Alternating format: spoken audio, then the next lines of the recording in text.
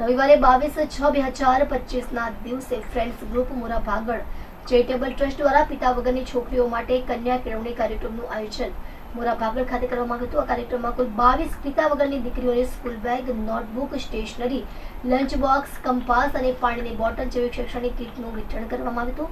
આ ઉપરાંત ટ્રસ્ટના સભ્યો મિતેશ દલાલ, ગણપત ત્રિવેદી, અજય વર્મા, ભાવેશ ટેલર, નિલેશ વર્મા, આશિષ પંચાલ, કેતન પટેલ, શ્રેયાસ પ્રજાપતિ, ફાલ્ગુન કંથારિયા, ડેનિશ સુરતી અને જુહિલ લાડ દ્વારા આ 22 દીકરીઓની સ્કૂલ ફીસની સંપૂર્ણ જવાબદારી લેવામાં આવી હતી।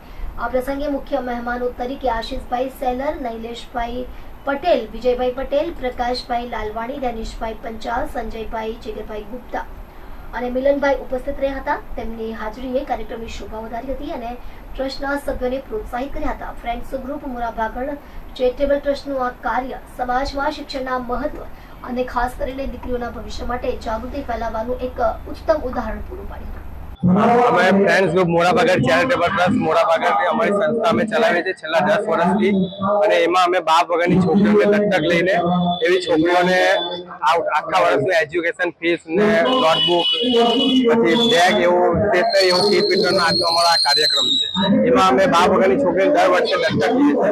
અત્યાર સુધીમાં અમે 377 છોકરીને ભણાવી છે, જેના એજ્યુકેશન પાછળથી અંદાજે 19 લાખ રૂપિયાનો ખર્ચો કર્યો છે।